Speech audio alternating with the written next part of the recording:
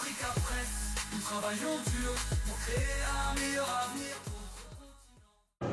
Le Nunavut, c'est la province la plus nordique du Canada et c'est la plus grande entité territoriale au Canada. Nous avons 2 millions de kilomètres carrés pour 40 000 habitants.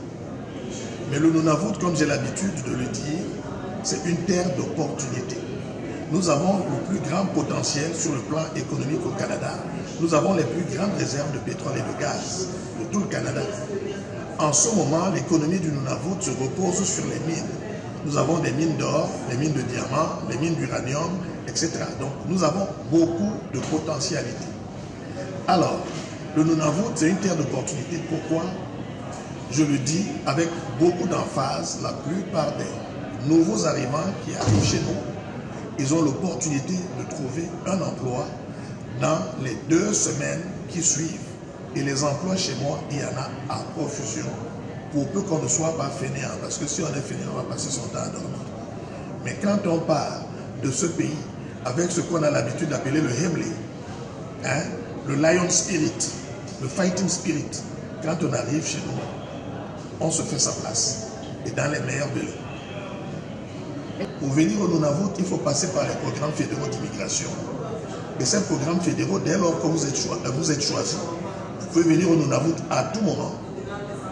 Du moment où vous êtes déterminé à venir de ce côté. Le premier conseil, c'est de ne plus se faire arnaquer. Il y a beaucoup d'arnaques en matière d'immigration. Parfois, je suis dans mon bureau et puis j'ai des gens qui m'appellent pour me dire « Oh, j'ai payé 5 millions.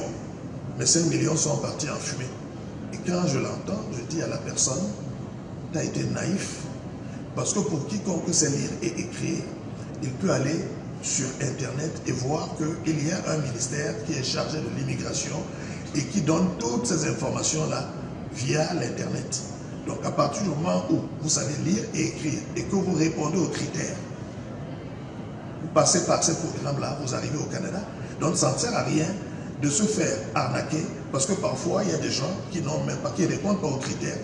Mais on leur dit, si vous arrivez au Canada, on va vous trouver un logement, on va vous trouver un emploi. Ces gens n'ont aucune, je vous dis bien, aucune possibilité de leur trouver ce genre d'emploi. Il faut qu'ils se renseignent. D'accord? Par exemple, qui recrute au Nunavut, c'est la fonction publique territoriale.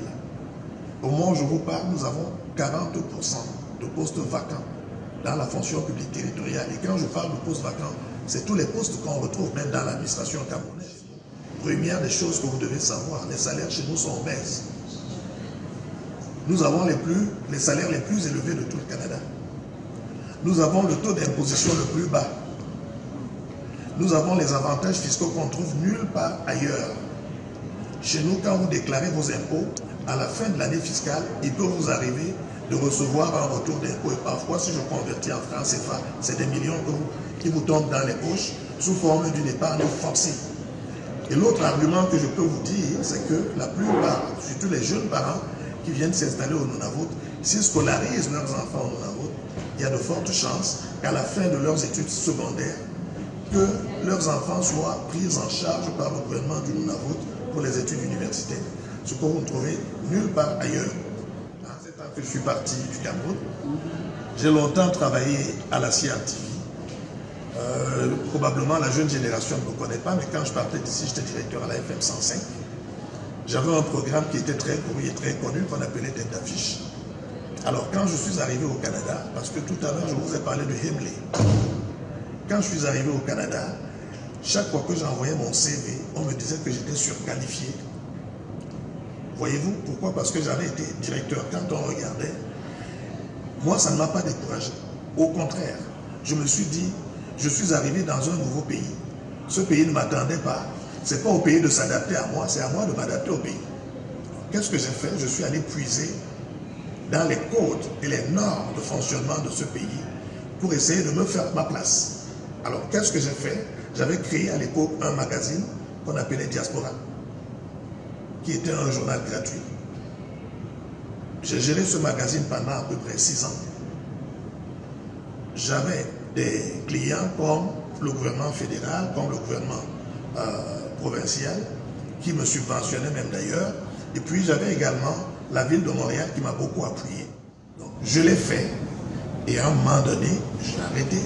Je suis allé du côté anglophone, en Alberta, à Edmonton.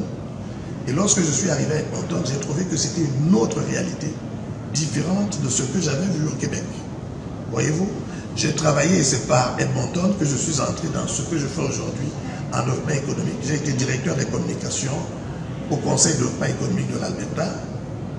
Et aujourd'hui, je me retrouve comme directeur général du Carrefour Nunavut, qui est également un autre organisme de développement économique, mais au Nunavut. Donc, parfois, il faut faire des choix. Et tout choix qu'on fait dans la vie s'accompagne de renoncement. On ne peut pas tout avoir. Il fait froid au Nunavut, mais la plupart des Camerounais, je vais vous dire, la communauté camerounaise est l'une des plus importantes au Nunavut. Quand j'y allais, je pensais que j'allais être le premier, mais je me suis retrouvé entouré de beaucoup de compatriotes. Ça veut dire que si nous, on a pu survivre dans ce froid, d'autres peuvent survivre. Okay? À Africa Press, nous travaillons dur pour créer un meilleur avenir pour notre continent. Et nous voulons que vous nous rejoigniez dans cette aventure. Alors venez.